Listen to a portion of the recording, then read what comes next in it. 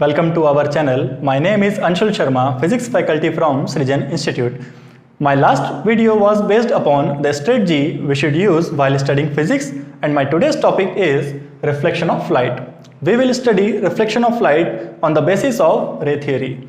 तो आज का जो मेरा वीडियो होगा वो फाउंडेशन 11th 12th या ड्रॉपर्स सभी के लिए इंपॉर्टेंट है, क्योंकि आप सभी इस रिफ्लेक्शन ऑफ लाइट के कंसेप्ट से वाकिफ होंगे, लेकिन कैसे हम उसी बेसिक कंसेप्ट्स को यूज करते हुए जेईई या नीट के प्रॉब्लम्स को सॉल्व कर सकते हैं, उसी के बारे में मेरा वीडियो बेस्ड है। तो चलिए स्टार्ट करते हैं बहुत ही बेसिक से कि रिफ्लेक्शन ऑफ लाइट क्या होता है। When a light ray coming from a certain source falls on a reflecting surface, I mean a polished surface, then after striking on it, it returns to the same medium. जब भी कोई light रे किसी source से आती है और किसी भी polished surface for example mirror पर टकराती है, तो टकराने के बाद क्या होता है, वो उसी मीडियम में लौट जाती है। इसी को हम क्या कहते हैं, रिफ्लेक्शन ऑफ लाइट कहते हैं। देखिए आगे अगर हमको कुछ समझना है तो उसके लिए हमें कुछ एंगल की जरूरत पड़ेगी। तो जो फर्स्ट एंगल हम लोगों को यहाँ पर पढ़ना पड़ेगा, we call it angle of incidence. We call it angle of incidence, and we represent this angle by letter small I. तो क्या होता है ये एंगल ऑफ इंसिडेंस, उसी के बारे में हम लोग चलिए बात करते हैं। The angle between incident ray and normal is called angle of incidence. Normal क्या होता है, कहां ड्रॉ करना है, पहले इसके बारे में हम लोग देख लेते हैं कि normal is always a perpendicular line at the surface, at the reflecting surface. आपको क्या करना है, इस रिफ्लेक्टिंग सरफेस पर एक परपेंडिकुलर ड्रॉ करना है, and we call it normal. यहां पर आप देख सकते हैं मैंने उसे एन लेटर से रिप्रेजेंट किया है। So this will be our incident ray and this will be our normal. So the angle between incident ray and the normal is called angle of incidence. Okay? And similarly, we will take one more angle which is called angle of reflection. We call it angle of reflection and we represent it by small r. तो यहां पर आप देख सकते हैं कि the angle between reflected ray and the normal is called angle of reflection. Angle between reflected ray and normal is called angle of reflection. तो ये दो एंगल्स हमको सबसे पहले पढ़ना है, एंगल ऑफ इंसिडेंस और एंगल ऑफ रिफ्लेक्शन। ध्यान रखिएगा पूरी रे ऑप्टिक्स में आपको जो एंगल डिफाइन करना है वो कहां से डिफाइन करना है, नॉर्मल से, क्योंकि मोस्ट ऑफ द स्टूडेंट्स जल्दी में क्या गलती करते हैं, पता आप सभी को है, गलती जल्दबाजी में होती है। क्या होती है कि कई बार बच्चे इसे एंगल ऑफ इंसिडेंस कंसीडर कर डालते हैं। ये गलती आप मत कीजिएगा, अदरवाइज आपका जो आंसर है वो भी शायद रॉन्ग हो सकता है। तो ध्यान रखिएगा एंगल को कहां से डिफाइन करना, हमेशा angle will always be defined by normal. Okay, तो फर्स्ट लॉ के बारे में बात करते हैं कि फर्स्ट लॉ क्या है लॉज ऑफ रिफ्लेक्शन में। Our first law states that the angle of incidence will always be equal to angle of reflection. ये कहता है हमारा फर्स्ट लॉ का statement, the angle of incidence will always be equal to angle of reflection. और जो second law है वो क्या कहता है, उसे भी मैं यहां पर नोट कर देता हूं। इंसिडेंट रे, रिफ्लेक्टेड रे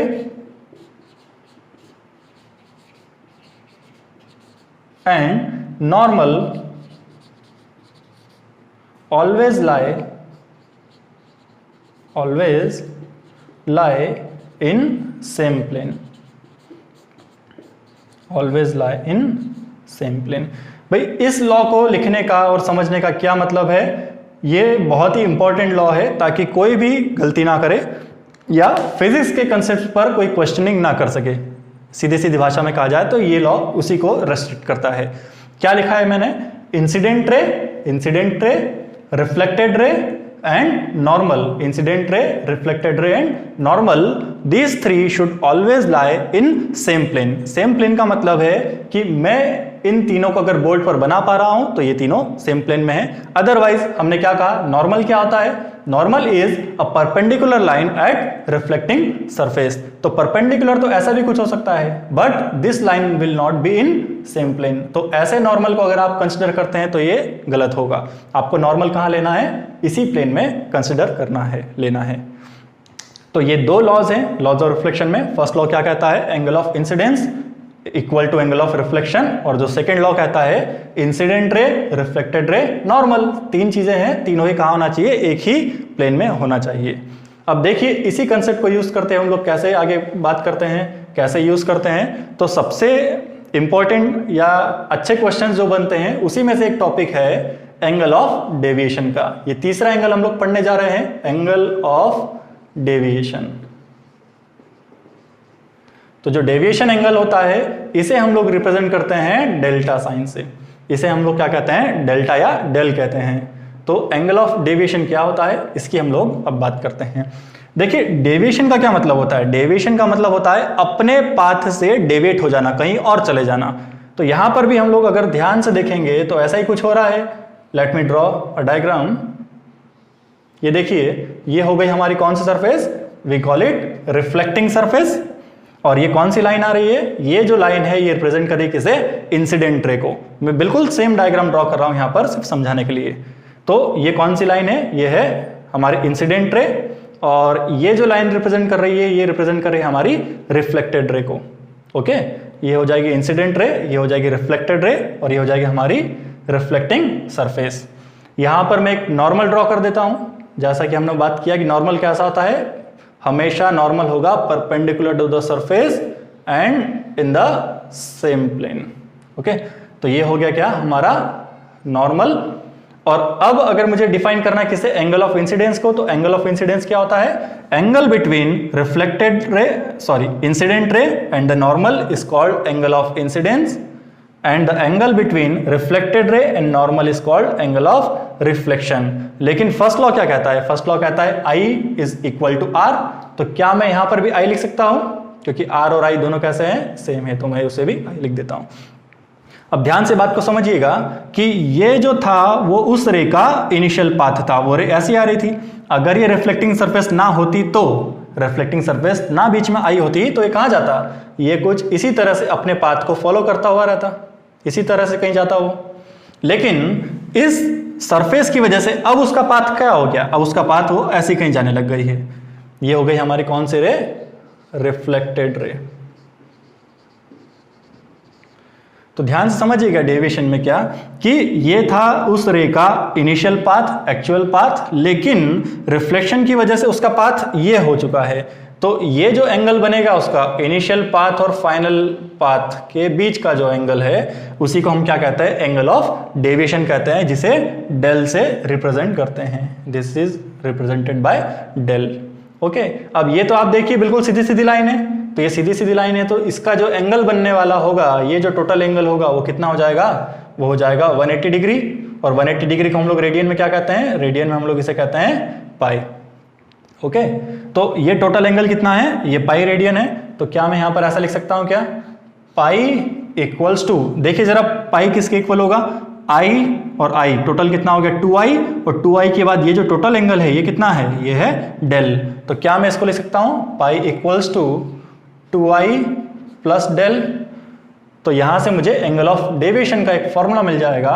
वो फॉर्मूला कुछ इस टाइप से बनेगा, del equals to pi minus 2I। Pi minus 2I will be the formula for angle of deviation, where del represents angle of deviation, pi वो कांस्टेंट है, 180 डिग्री के equivalent है, 2 वो भी कांस्टेंट हो गया है, लेकिन I क्या है, I represents angle of incidence. Angle of incidence incident ray और नॉर्मल के बीच के एंगल को ही क्या कहते हैं, एंगल ऑफ इंसिडेंस, ये वो है।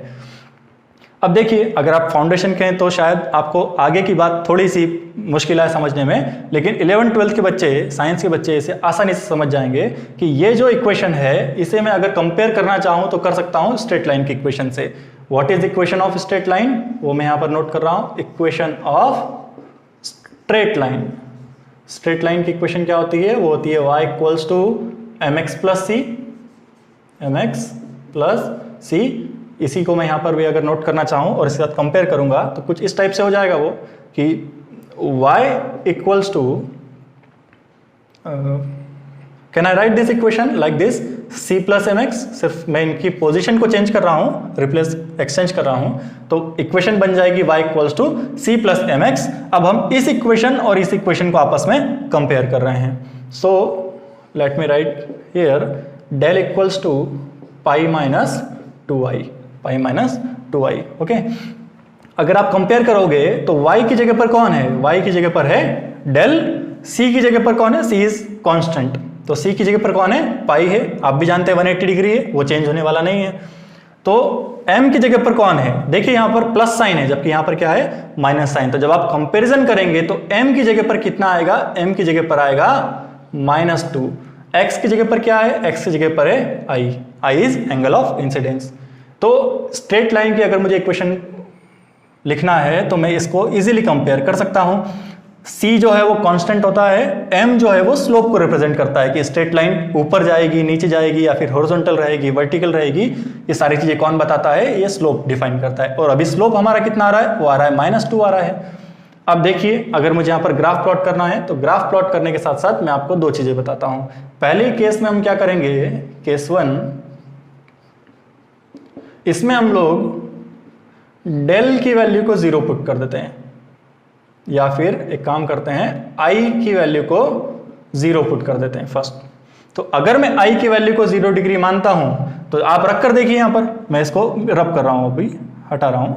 तो अगर आप इस इक्वेशन में i की जगह पर 0 पुट कर देंगे तो i को 0 पुट करने पर डेल का वैल्यू कितना आ जाएगा, डेल का वैल्यू आ जाएगा पाई रेडियन का मतलब कितना डिग्री, पाई रेडियन का मतलब होता है 180 डिग्री आ जाएगा।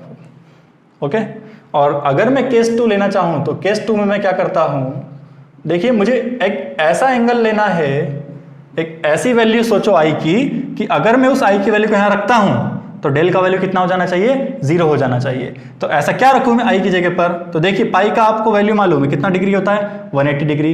अगर मैं यहां पर π/2 रख दूं i की जगह पर, कितना रख दूं, π/2 या 90 डिग्री रख दूंगा, तो π/2 अगर मैं रखूंगा तो वो 2 से 2 कैंसिल हो जाएगा और पाई माइनस पाई कितना हो जाएगा, 0। मतलब हमें कितना रखना चाहिए, सेकेंड जो केस है उसमें i का वैल्यू को रख दूंगा मैं π/2।